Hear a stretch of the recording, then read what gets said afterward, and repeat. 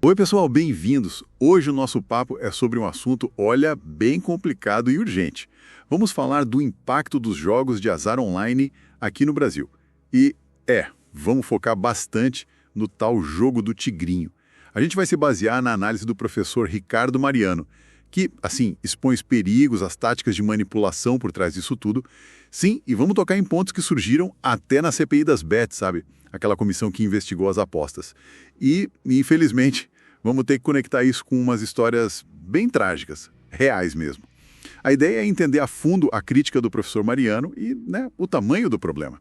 Ok, vamos tentar entender isso melhor. Começando então pelo jogo do tigrinho. A fonte descreve ele com uma cara quase infantil, sabe? Mas por trás tem promessa de dinheiro fácil, que é pura enganação. E não é à toa, que o padre Patrick Fernandes, ele falou lá na CPI das bets. Sim, eu lembro dessa fala. Ele chamou esses jogos de, máquinas de dívidas disfarçadas de diversão. Bem pesado, né? Muito pesado. E, infelizmente, muito preciso, né? O que a análise do professor Mariano mostra, que é bem preocupante, é como isso está ligado a um problema mundial. A própria Organização Mundial da Saúde, a OMS, ela já classifica o vício em jogos como doença, tá? E tem um dado global que a fonte traz que é, assustador. 1 em cada 3 apostadores com problemas sérios chega a pensar em suicídio. É um nível de desespero. Nossa senhora. E pensar que isso não é só estatística, né?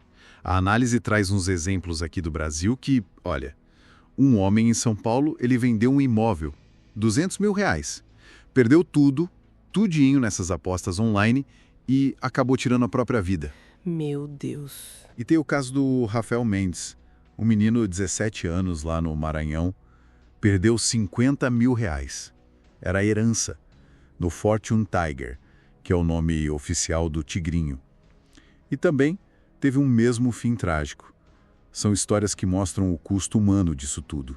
É devastador. Exato. E se a gente conecta essas tragédias com o jeito que esses jogos funcionam, como a fonte descreve, a gente entende melhor o mecanismo, né? Eles usam um design que é feito para manipular, cores muito vibrantes, sons que viciam, sabe? Tudo para prender a pessoa ali. E o ponto crucial, os algoritmos têm uma taxa de retorno ao jogador, o RTP, que chamam muito baixa, coisa de 20%. Peraí, 20% de RTP?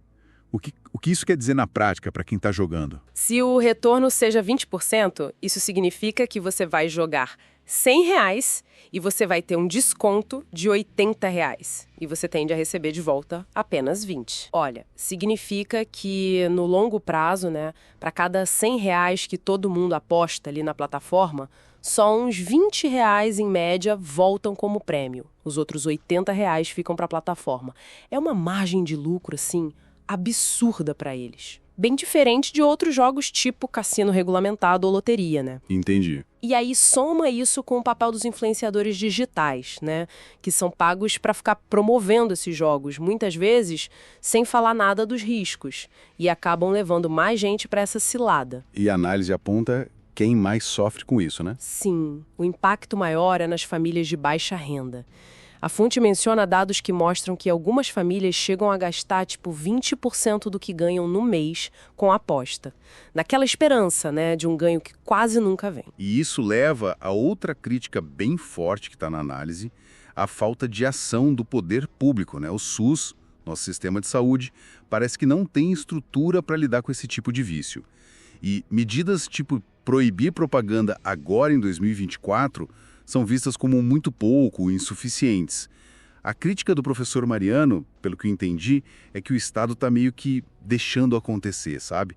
Deixando isso destruir as famílias. Exatamente. E essa crítica à falta de ação do Estado se liga direto no argumento principal do professor Mariano, que é pela proibição mesmo. Ele chama de imperativo social.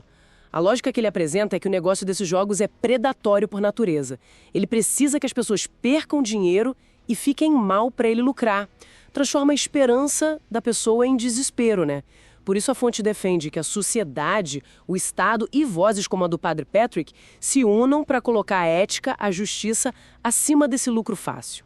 A visão é que o jogo, do jeito que tá, só beneficia os donos das plataformas se aproveitando da fraqueza das pessoas, sabe? E não traz nada de bom para o país. É um cenário de jogos com táticas bem agressivas, predatórias, muita manipulação psicológica pelo design, pelos influenciadores, consequências humanas terríveis, como esses casos que a gente falou, e uma resposta do governo que ainda parece muito tímida, né? Perfeito. A conclusão que a fonte deixa é um alerta mesmo, quase um grito, né? Para a gente frear o que está sendo descrito como uma tragédia humanitária que está acontecendo. Esse modelo atual dos jogos online lucra em cima da fragilidade das pessoas.